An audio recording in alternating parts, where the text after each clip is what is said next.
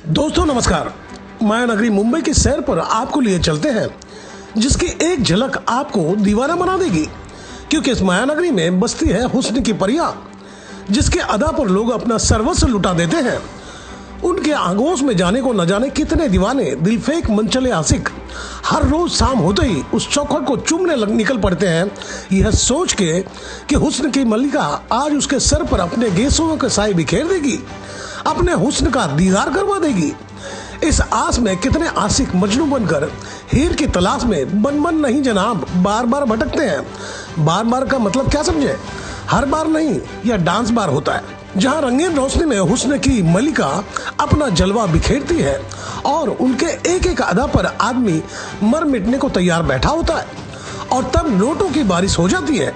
नोटों की बारिश में सरोवर होकर हुस्न की मल्लिका ऐसी कातिल नजर से आशिक को देख लेती है कि आशिक को लगता है जन्नत कहीं अगर है तो यही है।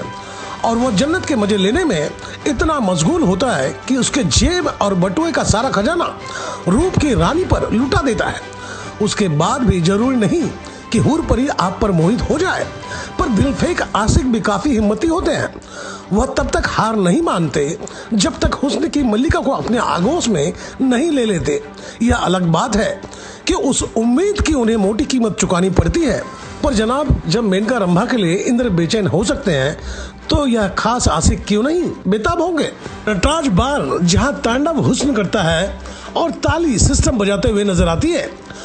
मुंबई की माया नगरी सिर्फ सपनों की नहीं, धंधे की भी नगरी है। यहाँ अगर किसी को स्वर्ग का टिकट चाहिए तो हवाई जहाज नहीं लगेगा, न वीजा, बस नटराज बार की एंट्री मिलनी चाहिए।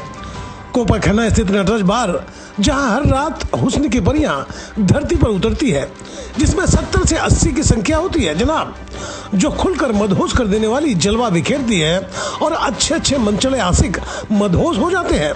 जबकि बारों को चलाने की अनुमति 1:30 बजे तक की है।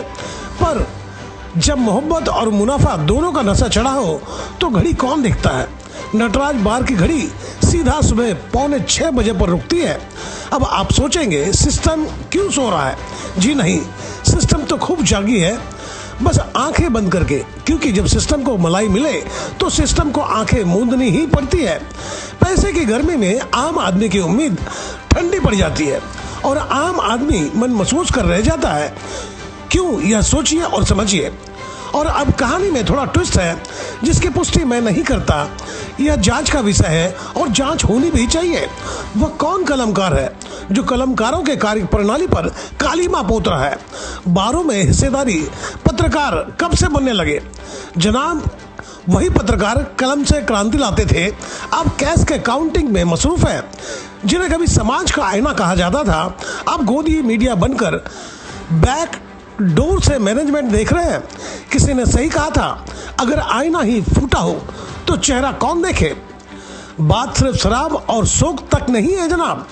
यह एक ऐसा नेटवर्क है जहां सिस्टम, सुरक्षा और संवाददाता सब एक ही थाली में खा रहे हैं। बस जनता को उस थाली का दाम भरना पड़ता है। आपने सुना होगा, एक ही थाली के चट्टे बट्टे। बार में चल रही रंगीन रातें सिर्फ नाच गाने तक सीमित नहीं है। यहाँ पर हर शाम जेबें खाली होती है और आत्माएं खोखली। दीवाने आशिक सोचते हैं कि जन्नत है और जन्नत की हूर उन्हीं के लिए नाचे जा रही है।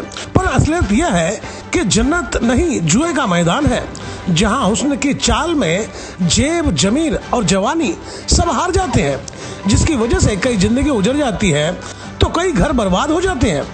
पर उनकी जिंदगी क्यों बर्बाद हुई, यह सोचने की फुर्सत किसे? एक शेर याद आया, फुर्सत किसे है रोने की दौरे बहार में। यही हकीकत है, यही फलसफा है। आपको बता दें कि जानकार लोग जिन्होंने दुनिया को देखा, समझा, उसे कागज के पन्नों पर उतार कर चले गए, जो आज भी हमारे जीवन को आईना दिखाती प्रतीत होती है। किसी शायर ने कई दशक पहले लिखकर दुनिया से रुखसत हो गए, पर उनकी लिखी बातें कागज से निकलकर खास आदमी के जिंदगी में दाखिल हो गए। यह इश्क नहीं आशा, बस इतना समझ लीजिए, यह आग का दरिया है और डूब के जाना है। अब आप डूबेंगे या तरेंगे, यह आप तय कर लीजिए। हम बारों की रंगीनियां और कमसिन हसीना के जलवे का दीदार आपको करवा रहे हैं। आप भी अगर हुस्न की मलिका का दीदार करना चाहते हैं तो पधारो हमारे नवी मुंबई के कोपा देशमा। दोस्तों, जो यह सोचते हैं कि यह सिर्फ कहानियां हैं, उन्हें हम विनम्रता से यह कहना चाहते हैं कि एक रात को नटराज बार में बिताएं और फिर सुबह अपने नैतिकता के प्रवचन देते नहीं बनेंगे। आपको याद होगा कि जब राजा रजवाड़े का दौर हुआ करता था, तब राजा अपना भेष बदलकर जमीनी हकीकत जानने के लिए जनता के बीच पहुंच जाते थे। क्या हमारे भी राजा कभी भेष बदलकर जमीनी हकीकत जानने पहुंचेंगे? खेद इस बात का है, हमारे सिस्टम की सबसे बड़ी खूबी यह है कि जब तक पानी गले तक नहीं पहुंच जाता, तब तक सबको लगता है कि सब ठीक ठाक ही चल रहा है। तो दोस्तों, आपको मेरी खबर बेहतर लगी हो तो लाइक करें, सब्सक्राइब करें और बेल आइकन दबा दें। आप हमें कोई सुझाव देना चाहते हैं तो कमेंट बॉक्स पर लिख भेजें।